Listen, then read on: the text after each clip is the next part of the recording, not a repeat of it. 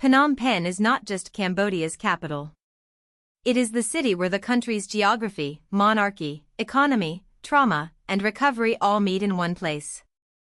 More than 2 million people live there today, making it Cambodia's most populous city and its dominant urban center. In national terms, it functions as the political capital, the economic engine, an industrial hub, and one of the country's most important cultural stages. But the story of Phnom Penh begins with water. The city sits at the confluence of the Tunnel Sap and Mekong rivers, and it also marks the beginning of the Basak River.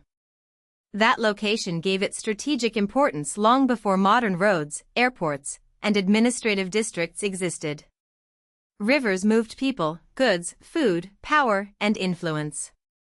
Phnom Penh's rise is inseparable from that river crossroads, because the city grew where movement naturally concentrated. The name Phnom Penh points to a founding legend that still shapes the city's identity. It derives from Wat Phnom, a Buddhist temple, and from Lady Pen, traditionally remembered as the city's founder. In Khmer, the name is tied to a hill, a sacred place, and a woman whose story became part of the city's origin. Whether treated as legend, history, or civic memory, the name matters because it gives Phnom Penh a personal and spiritual beginning rather than a purely administrative one. The capital did not start as a spreadsheet decision or a colonial map label. Its identity is wrapped around religion, local memory, and place. Wat Phnom remains one of the symbolic anchors of the city, reminding visitors that Phnom Penh's modern skyline and government buildings stand on top of much older layers of belief, settlement, and storytelling. Phnom Penh was founded in 1372, during a period when the political geography of the Khmer world was changing. For centuries, Angkor had been the monumental heart of Khmer power, but after the decline and fall of Angkor, the center of gravity shifted.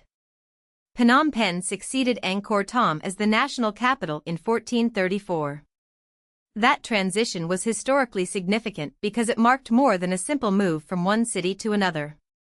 It represented a new chapter in Cambodian statehood, one less tied to the vast temple city of Angkor and more connected to river trade, regional movement, and a different political environment.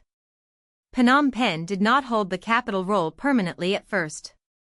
It remained the capital until 1497, then lost that status for centuries. But even when political power moved elsewhere, the city's location kept it relevant. Phnom Penh regained its capital status during the French colonial era, and that period reshaped the city physically and politically. Colonial rule brought new administrative systems, new infrastructure, and new forms of urban planning.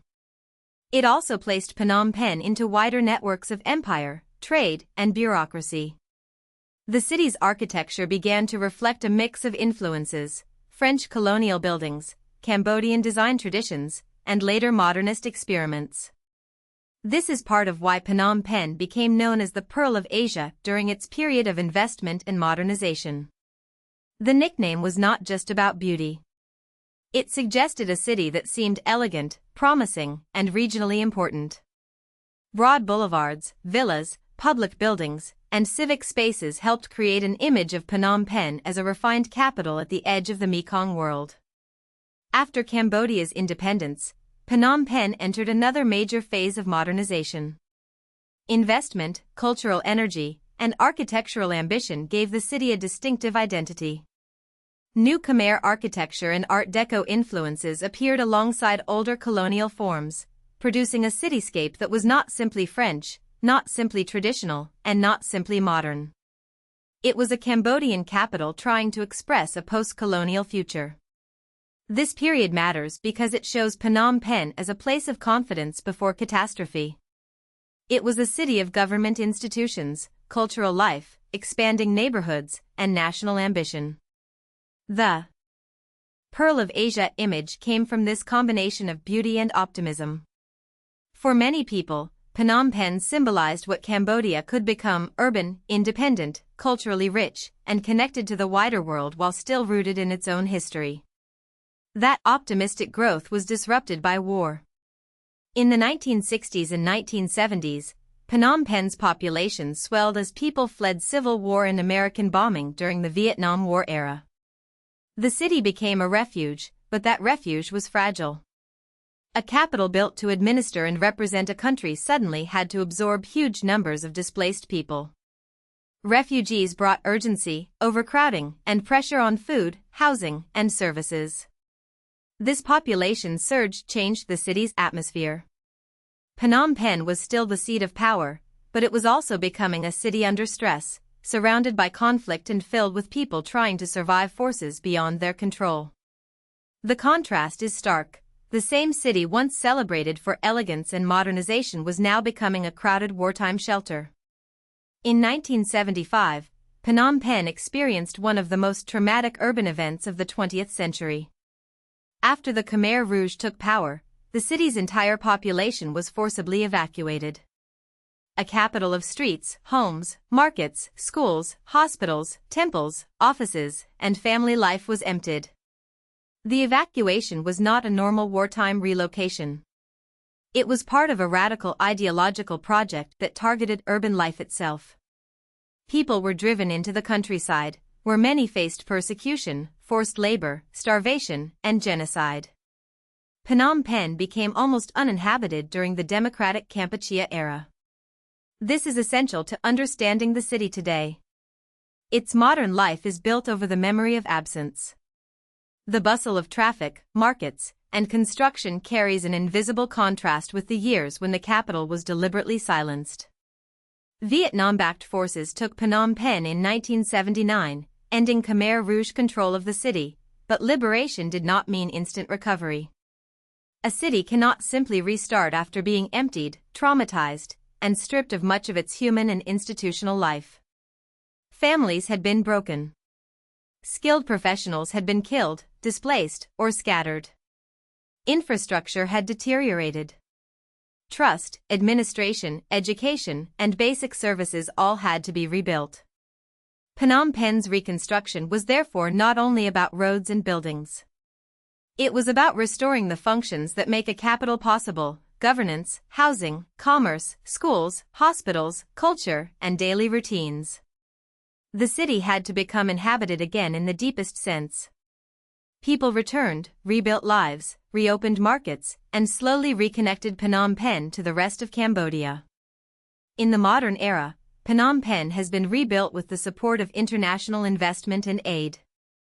Infrastructure improvements helped reconnect the city to national and regional economies. As Cambodia stabilized and opened further to development, Phnom Penh grew rapidly.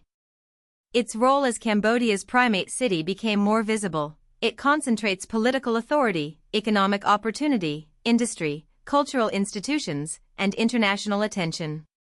By 2019, it had more than 2 million residents, around 14% of Cambodia's population.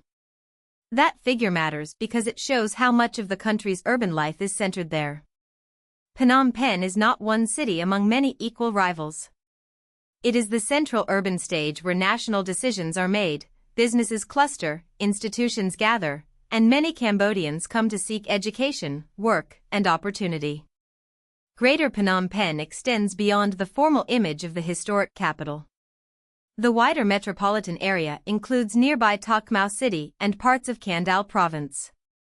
This reflects a common pattern in fast-growing capitals. The city's real economic and social footprint grows beyond its official boundaries. People may live outside the central districts but work, study, trade, or travel through Phnom Penh every day. The surrounding area becomes part of the same urban system. This expansion changes how the capital functions. It is no longer only a compact riverside seat of government and culture. It becomes a metropolitan region with suburbs, industrial zones, commuting patterns, and development pressures. The story of Phnom Penh today is therefore also a story of urban sprawl, regional integration, and the challenge of managing growth.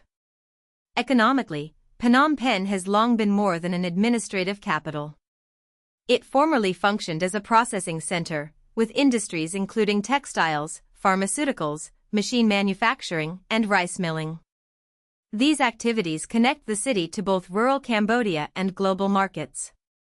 Rice milling ties Phnom Penh to the agricultural base of the country, while textiles and manufacturing connect it to export industries and urban labor. This economic role helps explain why people continue to move there. Capitals attract ministries and embassies, but they also attract jobs, supply chains, factories, services, and informal work. Phnom Penh's economic importance is not only found in official statistics. It is visible in the everyday rhythm of trucks, workshops, markets, garment workers, construction sites, and small businesses. Phnom Penh is also a cultural and diplomatic stage. Its institutions and events make it a hub for domestic and international tourism. Visitors come for the royal palace, temples, museums, riverside life, architecture, food, and the difficult history embedded in the city's memory. The city has hosted major regional and international events, including ASEAN summits in 2002, 2012, and 2022, as well as the 32nd Southeast Asian Games and the 12th ASEAN Para Games. These events matter because they place Phnom Penh in front of the region. A capital that was once emptied and devastated now hosts diplomats, athletes, journalists, and travelers. In 2031, Phnom Penh is set to become the first Cambodian city and the second city in Southeast Asia to host the Asian Youth Games, another marker of its regional ambition.